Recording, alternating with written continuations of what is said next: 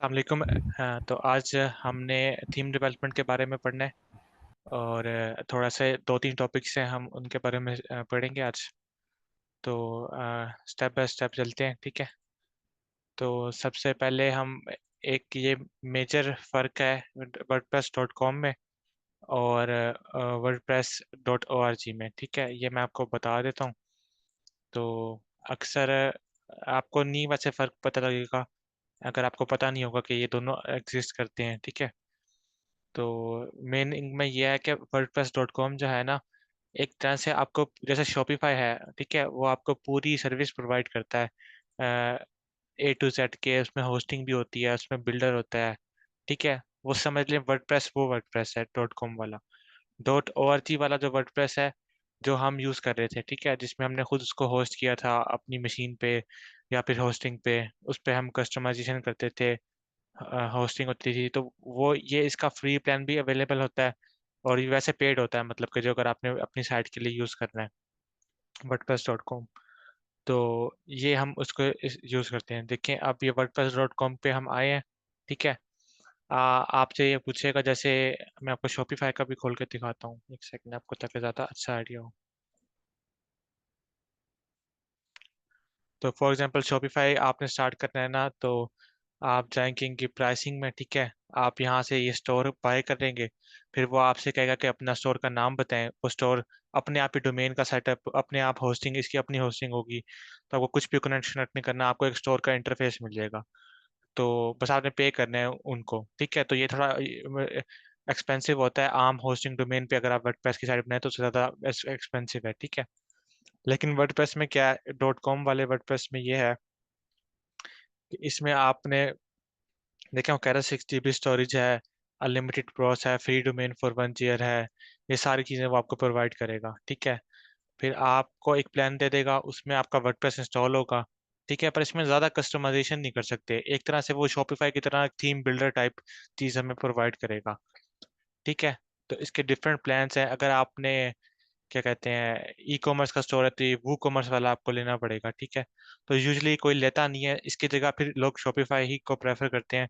या फिर ये वाला जो हम जिसे कहते हैं WordPress dot O R G, ये जो हम यूज़ कर रहे हैं, जिसमें हम खुद सब कुछ खुद बनाते हैं और खुद करते हैं, एलिमेंटर वगैरह सारा कुछ खुद हम करते हैं, ये वो है। ये फ्री है, ओपन सोर्स है, और इसमें कोई वो नहीं है, क्या कहते हैं, प्राइसिंग नहीं है इसकी, ये फ्री है, ठीक है। इसी पे सारे डॉक्यूमेंट्स हैं इसके, डॉक्स वगैरह, जो WordPress dot O R G है, ठीक है। और इनमें मेजर फर्क है, आप कोई कहेगा ना वर्डप्रेस डॉट कॉम और WordPress dot O R G different है कि सेम है, तो मतलब ये इनमें काफ़ी फ़र्क है। तो इंस्टॉल करते वक्त भी अगर आप इंस्टॉल करेंगे कभी, मैं आपको दिखाता हूँ।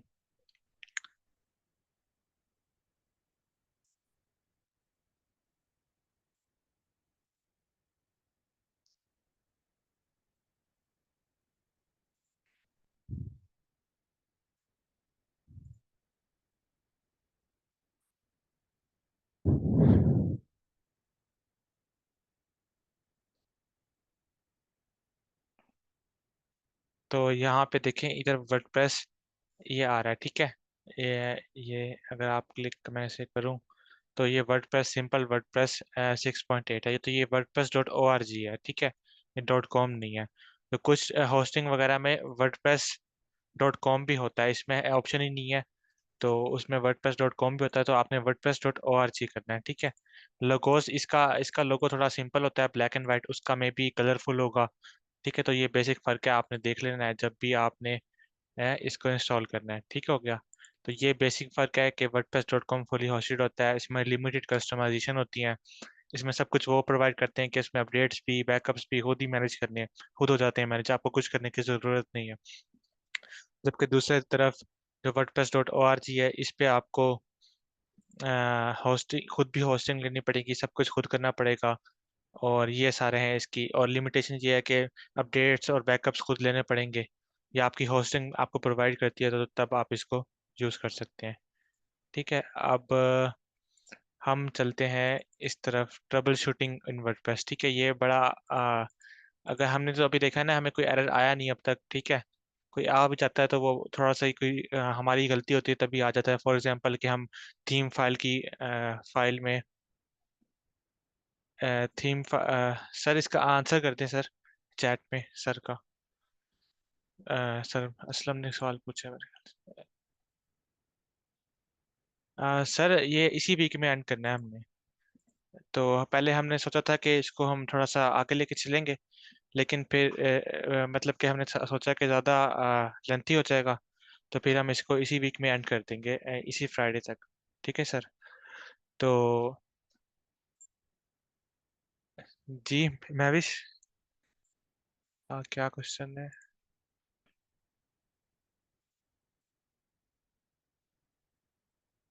अच्छा, तो सर आपको क्वेश्चन नजर आ रहा है महविश? जी थीम डेवलपमेंट प्रॉपर सिखा देंगे आपको, मतलब कि आप देखें ना, सर ने आपको पीएचपी के बारे में बताया है, ठीक है। तो आप थीम डेवलपमेंट आप कैसे चाहती हैं कि मतलब इसमें यही है कि आपको वो खुद ट्राई करना पड़ेगा, सीखना उसमें कुछ भी नहीं है। ठीक है, आपने HTML आती है, CSS आती है आपको, ठीक है, आप थीम बना सकती हैं। फंक्शनैलिटी के लिए आपको कोई लैंग्वेज आनी चाहिए, प्रोग्रामिंग लैंग्वेज, ठीक है। पीएचपी का सर ने पूरा ओवरव्यू दे दिया। अगर आपको पाइथन आती है, अगर आपको जावास्क्रिप्ट आती है, आपको C++ आती है, उसके बेसिक भी आते हैं, लूप्स तक आता है आपको, तो आप थीम बना सकते हैं, ठीक है।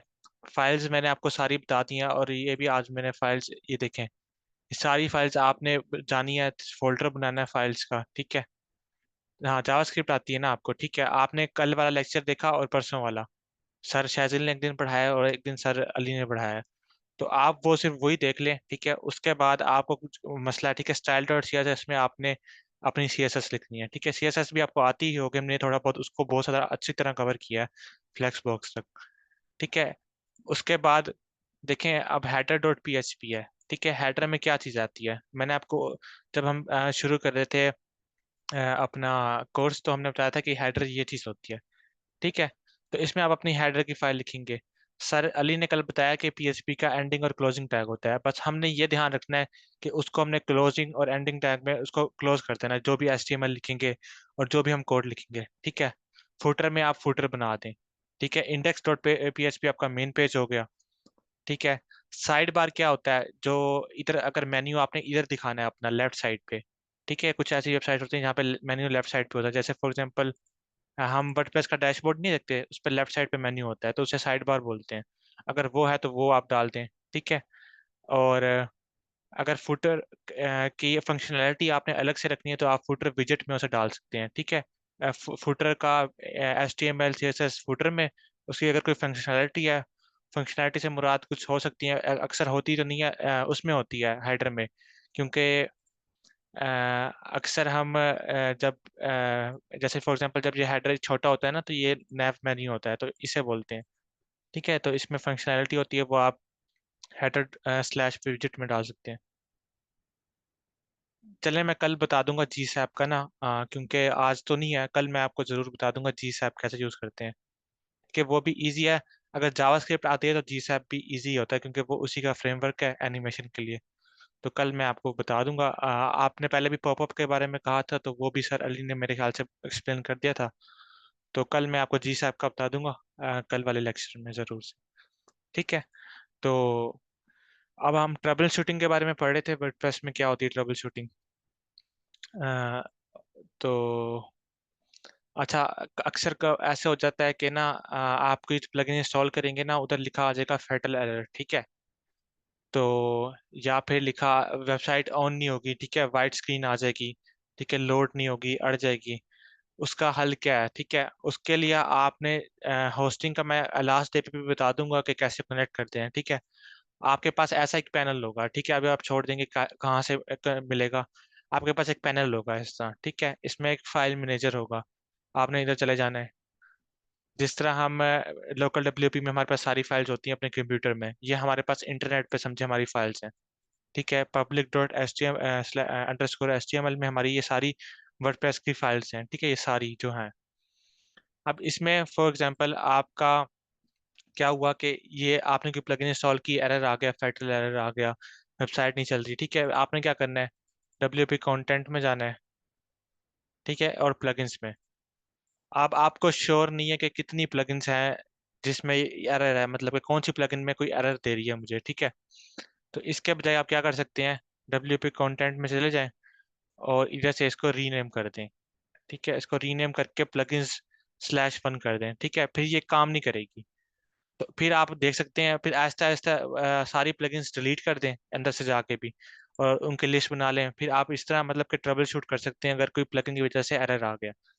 तो इसका बेहतरीन हल ये है कि आप होस्टिंग में जाके इसका हल निकालें जहाँ पे सारी फाइल्स पड़ी हैं, क्योंकि आपको एक्सेस तो नहीं देगा वर्डप्रेस अंदर से। तो वो तो वाइट स्क्रीन है, लोड नहीं हो रहा। तो आप इसका यूज़ कर सकते हैं। आपने अगर वाइट स्क्रीन को वो करना है, क्या कहते हैं, मैनेज करना है। ठीक है, अक्सर का औकात ऐसा होता है कि ना, आपका जैसे वर्डप्रेस का जो डैशबोर्ड है, ये मैं आपको दिखाता हूँ।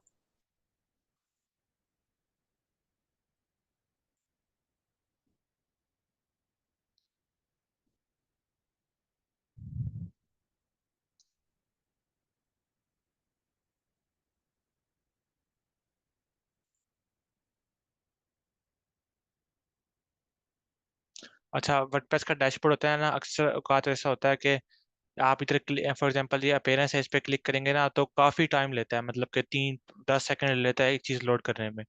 ठीक है, तो समझ लें एक मेमोरी होती है ना, रैम होती है हमारे कंप्यूटर में, इसकी भी एक तरह से रैम होती है, मेमोरी होती है। ठीक है, तो आप उसे ना इंक्रीज या डिक्रीज कर सकते हैं। ठीक है, तो अब फॉर एग्जांपल वो मेरे ख्याल से जो डिफ़ॉल्ट होती है ना, वो 128 होती है। ठीक है, आप उसे 256 कर सकते हैं। ठीक है, या आपसे 512 कर सकते हैं। 512 से मुराद क्या है, 512 M, ऐसे मुराद ये है 512 MB, 256 MB, 128 MB, 1024 MB आप कर सकते हैं, 1 GB उसको दे दें। ठीक है, तो आप इसकी मेमोरी इसको बढ़ा सकते हैं, वर्डप्रेस की जो मेमोरी है ना, उससे ये होगा कि ये जो ये वाला इंटरफेस है ना, ये फास्ट हो जाएगा थोड़ा, और भी चीज़ें फास्ट हो जाएंगी। प्लगइन्स का इंस्टॉल होना, अनइंस्टॉल होना, वेबसाइट में कोई नहीं पड़ेगा, बैक एंड पे थोड़ा फास्ट हो जाएगा। तो आप इसका भी यूज़ कर सकते हैं अगर आपने लिमिट बढ़ानी है। तो मैं ये भी बता देता हूँ ये कहाँ से करनी है आपने। आपने अपने होस्टिंग में आना है। अब ये होस्टिंग से बताना है मैंने आपको, ताकि आपको आइडिया अच्छी तरह हो। और WP इंक्लूड्स में है मेरे ख्याल से, नहीं, बैक पे ये इधर एक WP config.php, इसमें ये फाइल है। ठीक है, आप ऐसे देखेंगे, आपने ऐसे करना है, कोड एडिटर पे क्लिक करना है, तो इधर ही एडिटर खुल जाएगा। ठीक है, अब मैं आपको ये बताता चलूँ कि अगर आपने कभी डेटाबेस चेंज करनी है तो ये डेटाबेस है आपकी। ठीक है, उसका नाम, यूज़र, पासवर्ड, जो भी है चीज़ें सारी ये हैं। अच्छा, अच्छा, यहाँ पे एक चीज़ आ रही है, WP debug false। ठीक है, आपने यहाँ पे आप जो अपना ये वाली लाइन कहीं भी डाल सकते हैं। ठीक है, लास्ट पे डाल दें। आप ये लाइन ऐसे करके ना लास्ट पे डाल दें। ठीक है, एक ही लाइन में आना चाहिए। तो आप इसे सेव करेंगे तो मेमोरी भर जाएगी। ठीक है, आप इसे 512 भी कर सकते हैं, और आप इसे 1024 भी कर सकते हैं। ठीक है, इनिशियली ये 128 पे होती है। ठीक है, तो आप इसे इंक्रीज या डिक्रीज कर सकते हैं। तो 512 कर दें या 256 कर दें, तो सही हो जाएगा। अच्छा, ये हो गया। अगर फॉर एग्जांपल डिबग करना है आपने, ठीक है, डिबग का क्या मतलब है, आपको सब कोई इतना तो आइडिया होगा डिबग का क्या मतलब होता है। कोई एरर आ रहा है, ठीक है, आपको पता नहीं लग रहा, आपने सब कुछ ट्राई कर लिया, प्लगइन अभी अनइंस्टॉल कर दिया है, सारा कुछ कर लिया है, तो फिर आप क्या करेंगे। ठीक है, आपने इसी फाइल में रहना है। ठीक है, इधर आपको एक बात दिख रही है, WP डिबग। ठीक है, इसका हम क्या मतलब है, वर्डप्रेस डिबग। अभी जो है ये फॉल्स है। ठीक है, तो आप अगर इसे ट्रू कर देंगे तो ये ऑन हो जाएगा। ठीक है, और फिर मैं आपको ये दिखाता हूँ कि इनका क्या मतलब है, इन सारी चीज़ों का क्या मतलब है।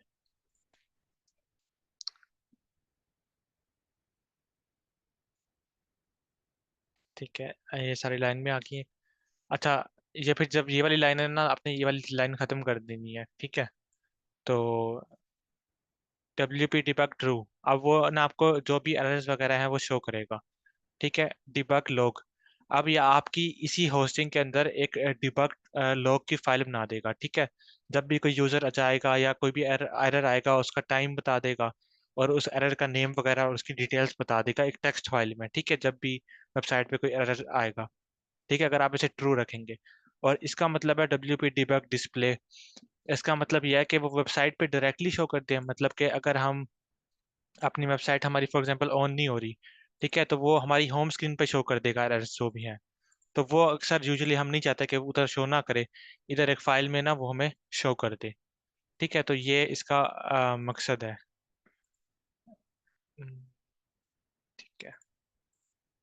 तो यहाँ पे यहीं पे वो आपको एक लॉग की फाइल बना देगा, WP लॉग, सॉरी, हाँ, WP लॉग की बना देगा फाइल।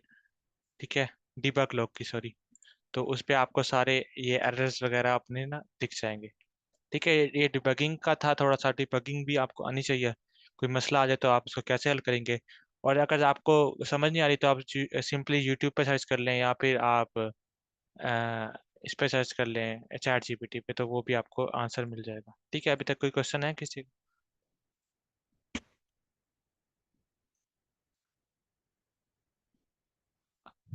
सही है, अभी हम, अच्छा, ये दो टॉपिक्स हैं ये वाले, ये एजेक्स और JQuery। ठीक है, ये क्या होते हैं? ठीक है, हम एजेक्स का मतलब देख लेते हैं। एजेक्स क्या होता है?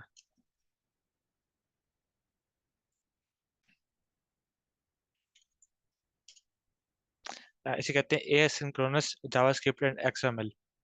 ठीक है, एजेक्स का ये मतलब होता है। ठीक है, अब ये वर्डप्रेस में एक तरीका है, एक वे है, जिससे हम अपने फॉर्म्स वगैरह या फिर जो भी डाटा हमारी डेटाबेस तक जाना होता है, ठीक है, वो होता है बिना पेज को रिफ्रेश किए। ठीक है, अब फॉर एग्जांपल हम आई कोड गुरु की वेबसाइट पे जाते हैं। ठीक है, ज्वाइन का ऑप्शन यहाँ पे है।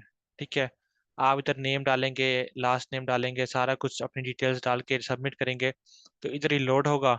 ठीक है, ये ना आपका पेज रिफ्रेश नहीं होगा ऑटोमेटिकली, सबमिट होके ना सबमिट हो जाएगा, जहाँ भी जाना होगा URL आपको अपनी ईमेल पे मैसेज आ जाएगा। ठीक है, तो मतलब रिलोड नहीं हुआ। तो ये एजेक्स का रोल होता है। एजेक्स क्या करता है कि अगर जो भी डाटा पहुंचाना है डेटाबेस तक, वो डेटाबेस तक पहुंचाता है।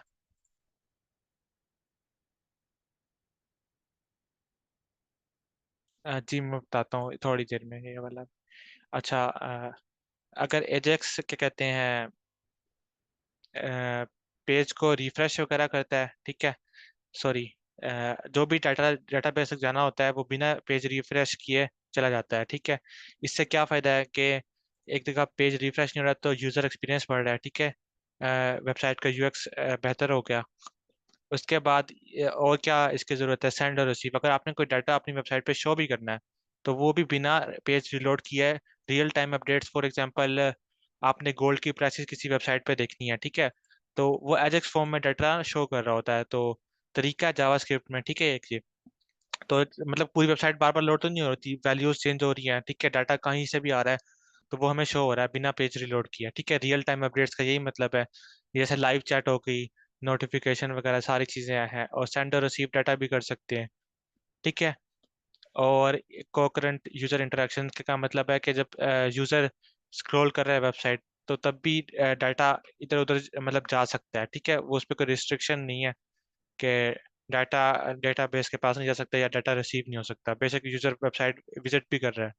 ठीक है, तो और जो JQuery क्या है, ठीक है, इसमें दो मैनिपुलेशन है वो आसान हो जाती है। इवेंट हैंडलिंग है, ठीक है, कोड को सिंपल कर देता है। जी मैं बता देता हूँ APIs का। ठीक, और एनिमेशन में भी ये ऑन पेज एनिमेशन में भी हेल्प करता है। अच्छा, अब फॉर एग्जांपल तो मेनली कहाँ यूज़ होते हैं, जैसे हमने फॉर्म बनाया तो उसमें एजेक्स यूज़ होता है। ठीक है, WP फॉर्म अगर जब आप यूज़ करेंगे ना, तो उसमें ऑप्शन होगा कि फॉर्म आपने कौन, क्या फॉर्म का तरीका क्या रखना है, एजेक्स के जरिए आपने भेजना है। ठीक है, अगर आप एजेक्स को सिलेक्ट करेंगे तो पेज रिलोड नहीं होगा। ठीक है, वो एजेक्स यूज़ करेगा। अगर आप नहीं सिलेक्ट करेंगे तो पेज रिलोड होगा जब भी कोई फॉर्म सबमिट करेगा। तो इसके अलावा जो PHP की कोर फाइल है वर्डप्रेस की, और थीम्स वगैरह होती हैं, वो भी एजेक्स में, सारा कुछ एजेक्स के जरिए डिज़ाइन हुआ होता है। ठीक है, और डायनामिक कंटेंट के लिए, फॉर्म सबमिशन के लिए, स्क्रॉलिंग के लिए, ठीक है, हम इसको यूज़ करते हैं। और jQuery भी इसमें यूज़ होती है थीम के लिए, प्लगइन्स के लिए। बस सिंपली यही आपको थोड़ा सा इसका ओवरव्यू देना था कि ये दोनों होती क्या हैं चीज़ें। अच्छा, अच्छा, एपीआईज का और एमएम का क्वेश्चन है सर, कुछ थीम्स में रिडक्स भी यूज होता है, वो थीम्स कैसे इंस्टॉल करेंगे, उसको रिडक्स के साथ कस्टमाइज कैसे करेंगे। अच्छा ठीक है, मैं बता देता हूँ आप सबको ये भी थोड़ा सा। अच्छा फॉर एग्जांपल कोई भी थीम होती है ना, अगर आपने कहीं से थीम उठा के इंस्टॉल करनी है, ठीक है, तो अगर मैं आपको बता सकूं, ठीक है, तो थीम में क्या होता है, आप आ जाएंगे ऐड थीम करेंगे। फॉर एग्जांपल वैसे थीम का तरीका, कहीं आपने टेम्पलेट उठा के डालना है, ठीक है। अब मेरे पास से ये कुछ टेम्पलेट पड़े हैं, ठीक है, मैंने इन्वाटो एलिमेंट से डाउनलोड किए हुए हैं, ठीक है। तो इसमें आपको एक मेन फाइल मिलेगी, फोक्सल डॉट चाइल्ड है और फोक्सल है, ठीक है, ये मेन थीम फाइल है और ये चाइल्ड थीम है। चाइल्ड थीम के बारे में मैंने आपको बताया था। तो जिसमें चाइल्ड थीम वो होती है जिसमें हमें बेसिक फंक्शनैलिटी जो होती है थीम की वो मिलती है, लेकिन ये पूरी फील थीम की फाइल है। आप इसे इंस्टॉल करेंगे, ओपन करके इंस्टॉल कर लेंगे, ठीक है। तो आपको ना ऊपर प्लगइन्स का इंस्टॉल करने का ऑप्शन देगा, देखें वो सारी प्लगइन्स आपने ना इंस्टॉल कर लेनी है, ठीक है। इसको हम मॉडर्न थीम भी बोलते हैं और ब्लॉक थीम भी, ठीक है। तो आपने सारी प्लगइन्स इंस्टॉल कर ली, उसके बाद क्या करना है आपने, उसके बाद अपेयरेंस में जाएंगे।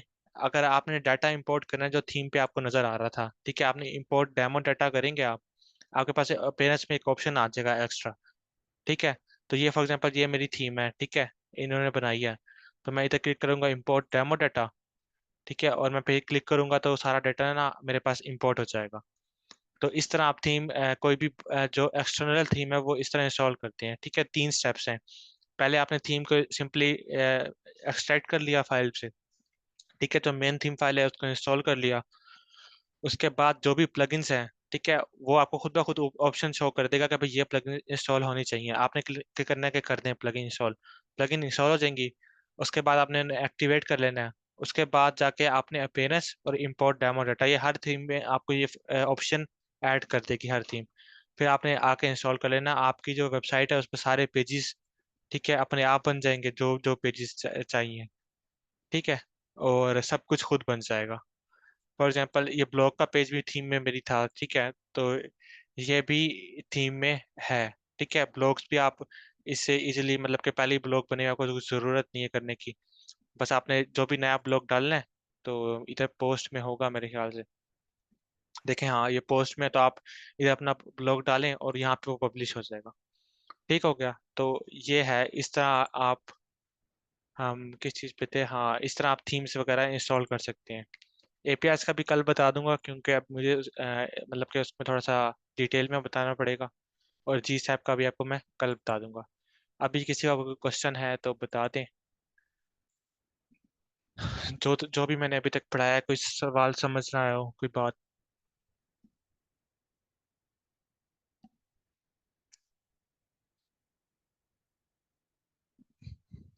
चैट में लिखते हैं अगर कोई क्वेश्चन वगैरह है तो किसी। नहीं सर, अभी तक तो क्लियर है। ये जो ठीक आप है। एजेक्स का बता रहे थे, जब हम खुद से थीम डेवलपमेंट करते हैं तो उसके जी। अंदर इसको ज़्यादा हैंडल करना पड़ता है या ये ऑटोमेटिकली हैंडल हो रहा होता है, बस हमें अपनी डिज़ाइनिंग के ऊपर फोकस करना पड़ता है? वो अपने आप ही हैंडल हो जाता है, मतलब कि उसको इतना कुछ करने की जरूरत नहीं है मेरे ख्याल से। एक जगह लिखना पड़ता है तो प्री बिल्ट ही होता है मेरे ख्याल से। एजेक्स को पहले डिफाइन करना पड़ता है कि फॉर्म सबमिशन के लिए एजेक्स यूज करनी है आपने, मतलब कि मेरे ख्याल से 1-2 लाइन लिखनी पड़ती है इसके लिए सिर्फ, जब भी फॉर्म सबमिट करते हैं। तो ज्यादा कोई लंबा चौड़ा इसकी हैंडलिंग नहीं। राइट, ठीक हो गया। मैम मैंने नहीं देखा रेडिक्स, तो इसके बारे में मुझे इतना आइडिया नहीं है। तो ये मैंने थीम इंस्टॉल की थी तो मैंने इसके बारे में आपको बता दिया। कल मैं आपको देख के ना बता दूंगा, मैंने कभी रेडिक्स से कुछ यूज़ नहीं किया है इतना। तो कल मैं आपको इसके बारे में गाइड कर दूंगा, एपीआईज के बारे में भी। और थीम्स अगर इन्वर्टो से आपने फॉर एग्जांपल कहीं से आपने थीम डाउनलोड करनी है ना, तो ये इन वेबसाइट है इन्वर्टो एलिमेंट्स, ठीक है। यहाँ पे आपको थीम्स वगैरह मिल जाएंगी हर किस्म की। तो यहाँ पे हर टाइप्स की थीम मिल जाती है, शॉपिफाई की भी मिल जाती हैं। आम जो है HTML CSS की थीम्स भी मिल जाती हैं साथ में। हाँ जी, ये देखें दूसरे जो CMS हैं, ठीक है, ये बहुत सारे दूसरे CMS है, इनकी थीम्स भी मिल जाएंगी, वर्डप्रेस की थीम्स और प्लगइन्स भी, और वेबसाइट की themes, plugin, admin panel, landing page, सारी आपको मिल जाएंगी। ठीक है, वर्डप्रेस की हम देख लेते हैं कोई थीम, ये थीम्स हैं, तो आपको इसकी सब्सक्रिप्शन लेनी पड़ेगी, तब सारी थीम आप डाउनलोड कर सकते हैं। तो ये मेरे ख्याल से अगर आप यहाँ से लेंगे तो महंगी पड़ेगी, तो फेसबुक पे मिल जाती है 800 की मेरे ख्याल से फॉर अ मंथ। तो आप मल्टीपल थीम डाउनलोड कर सकते हैं यहाँ से, और ये थीम में वायरस नहीं होता, तो ये आपके लिए प्लस पॉइंट है, मतलब ना वायरस है, आप सिंपली इधर से डाउनलोड कर लें और फिर अपनी वर्डप्रेस में आप उसे ऐड कर सकते हैं। तो ये चीज़ें थी, बाकी अच्छा।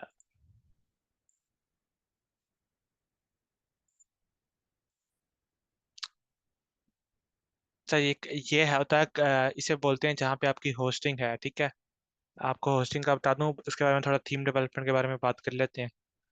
तो ये होस्टिंग है हमारी। ठीक है, तो कंट्रोल पैनल होता है किसी में एच पैनल होता है, होस्टिंगर की उसमें एच पैनल होता है, बाकियों में सी पैनल भी होता है।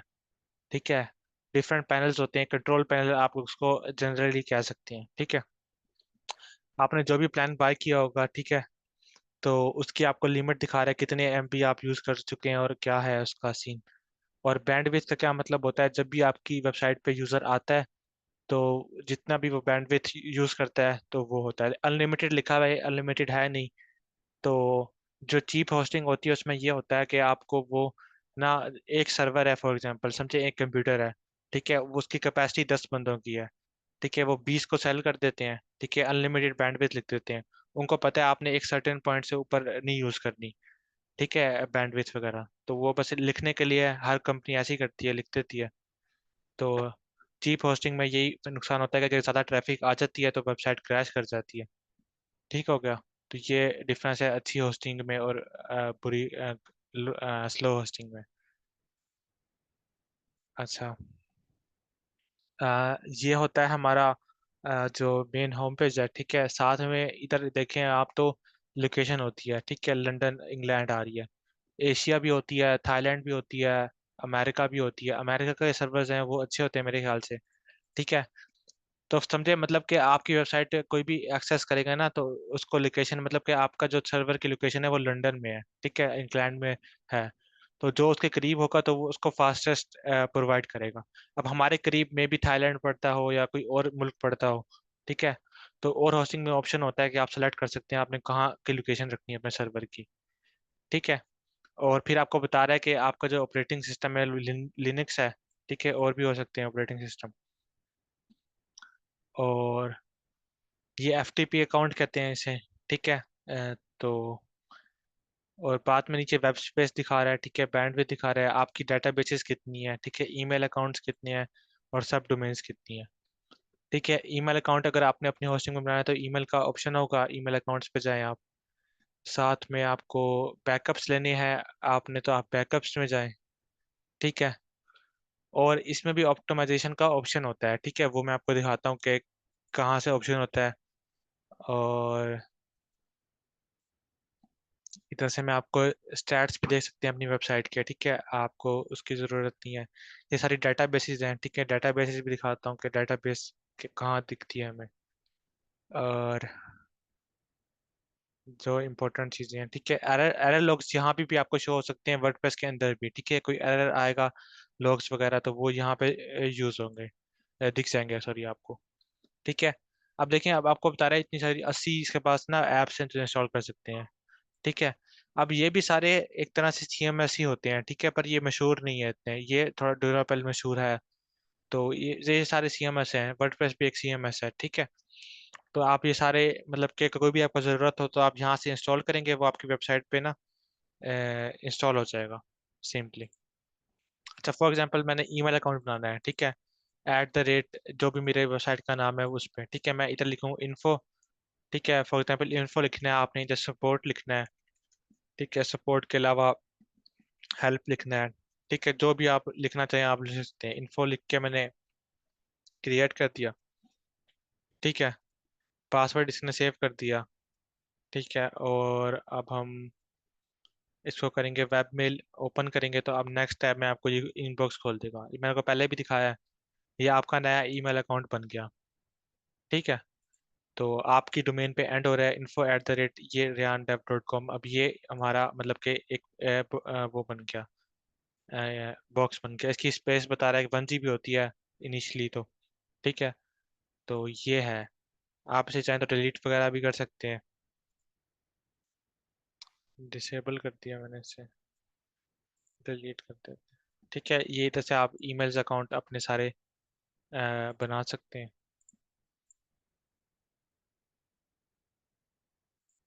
सही है। अच्छा, बैकअप अगर आपको मैंने बैकअप अंदर से लेना भी सिखाया था, और यहाँ से भी आप फाइल्स और डेटाबेस का बैकअप क्रिएट करके ना बैकअप वगैरह ले सकते हैं।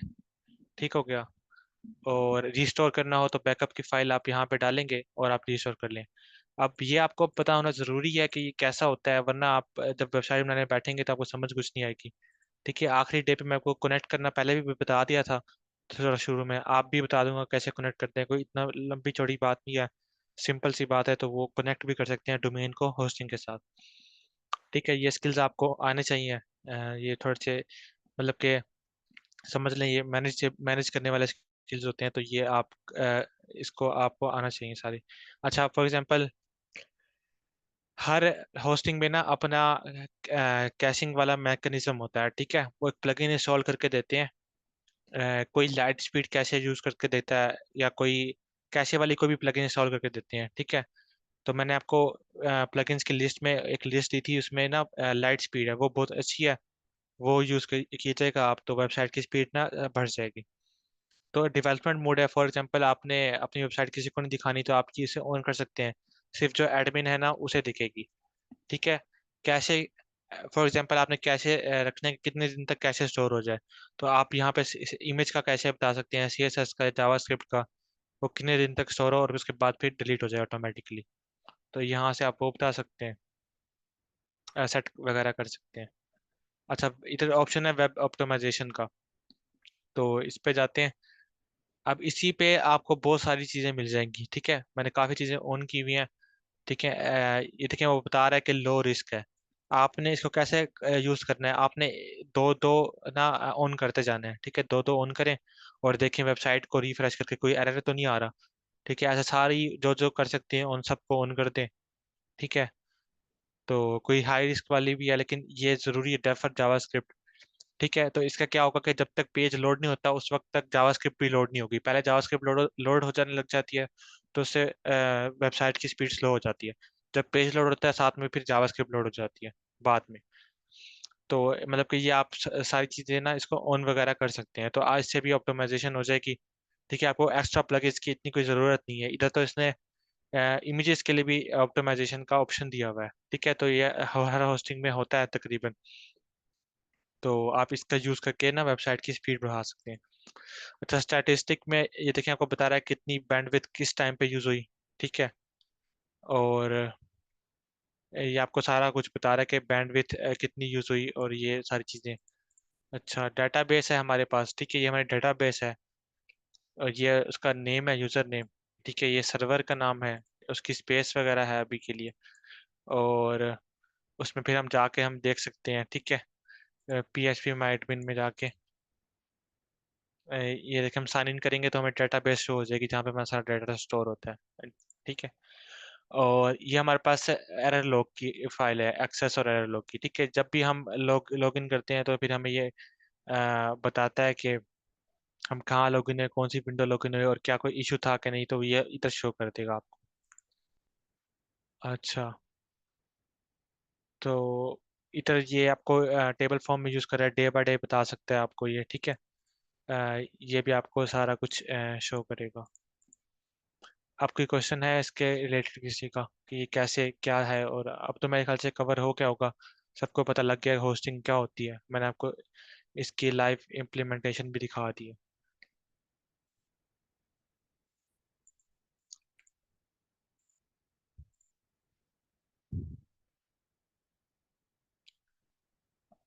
अच्छा, हमारा WP कंटेंट एक में अगर आप जाएं तो आपको एक MU प्लगइन दिखेगा। ठीक है। इसका मतलब होता है मस्ट यूज प्लगइन। ठीक है।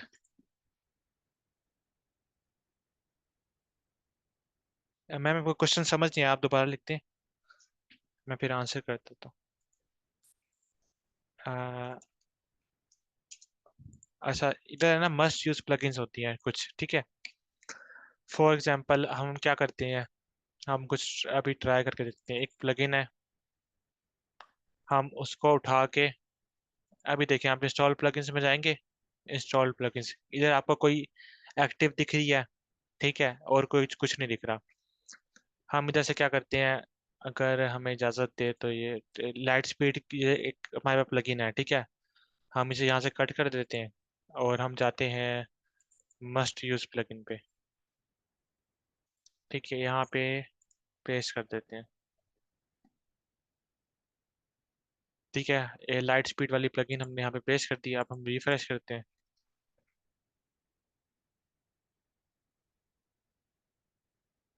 अ,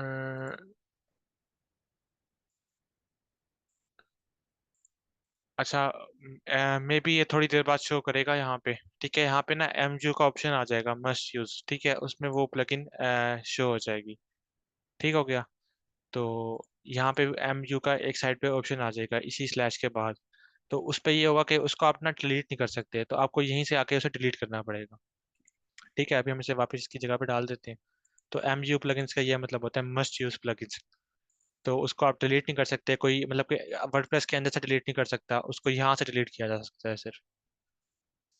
तो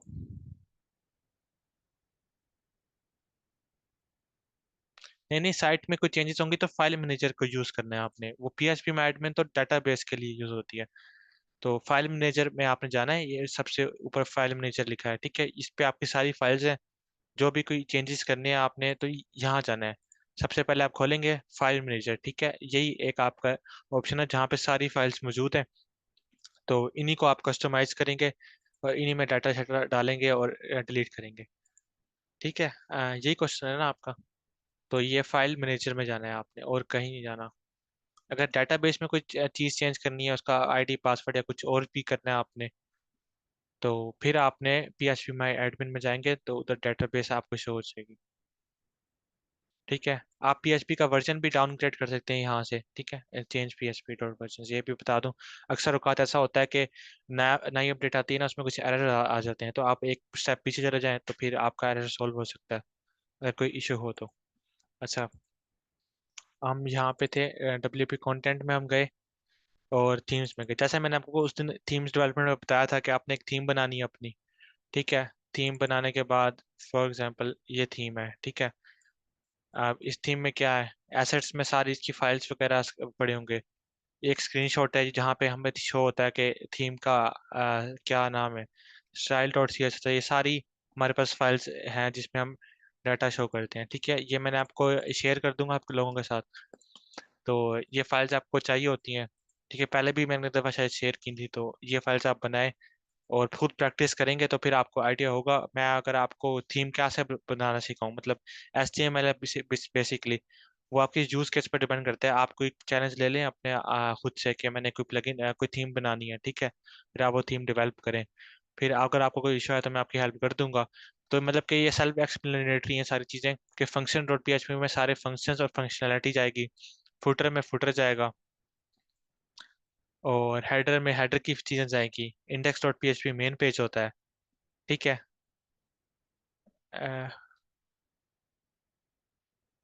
मैम वो तो अंदर से ही होंगे ना वर्डप्रेस के। अगर मेरा फॉर एग्जांपल मेरी पोर्टफोलियो वाली एक थीम है, ठीक है, तो इसमें जब मैं इंस्टॉल कर लूंगा ना थीम, तो देखें सारा कुछ खुद ही उसने पेजेस भी अपने आप बनाए, मैंने कुछ भी नहीं किया, पेजेस बन के। एलिमेंटर भी उसने कहा था खुद ही इंस्टॉल कर लो, मैंने एडिट विद एलिमेंटर किया, ठीक है। ये लोड हो जाए फिर मैं आपको दिखाता हूँ।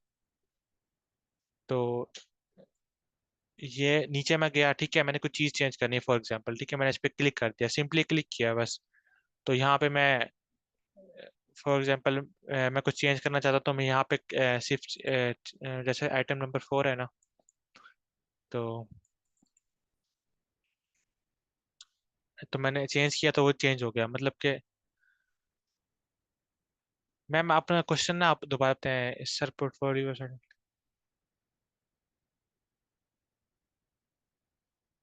थीम डेवलपमेंट के लिए आप VS कोड में खोल लें इसे, या फिर आप एक पहले VS कोड में सारी फाइल्स बना लें, ठीक है। या जैसे मैंने लोकल WP से आपको बताया था, उसमें आप एक अपनी थीम पहले डेवलप कर लें, फिर आप उसे होस्टिंग में आप थीम को जिप फाइल में डाल के यहाँ पे आप डाल दें। तो फिर भी आपने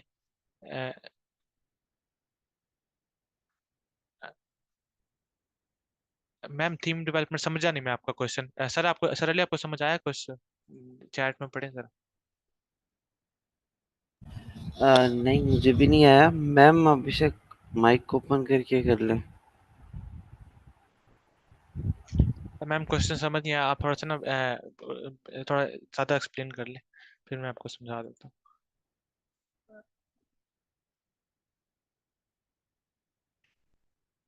मैम अब पहले तो हम बनवा रहे थे थीम, ठीक है, फिर हमने कोर्स इसी हफ्ते एंड करने का सोचा, तो फिर हम अब थीम नहीं बनाएंगे। तो पहले तो हमारा था कि रिस्पॉन्स नहीं आ रहा था, इस वजह से हमने फिर डिसाइड किया कि इसी को इस हफ्ते एंड कर देते हैं। इसलिए फिर मैंने आपको सारी फाइल्स का बता दिया, प्लगइन भी मैंने आपको एक बना के दिखाई थी। तो PHP का भी आपको आइडिया है, तो बस PHP से आपने फाइल थीम बनानी है और कुछ भी नहीं है। आपने बेसिक थीम बनानी है, आप index.php में जैसे HTML CSS से मतलब एक वेब पेज बनाते हैं, उसी तरह आप बनाएंगे इसके अंदर भी पेज PHP के जरिए।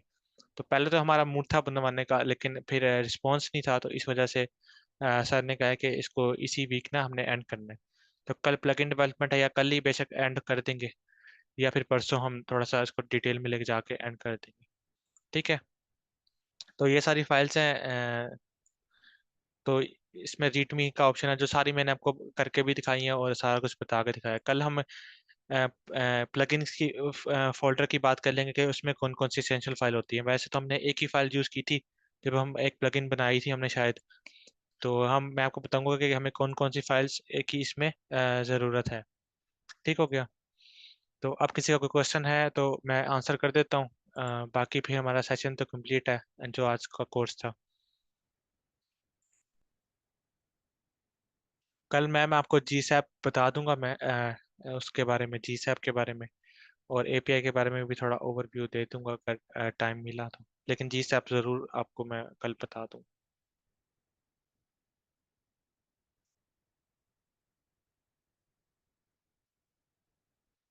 जी 2 मिनट रुकते हैं, फिर सर सेशन एंड करते हैं अब।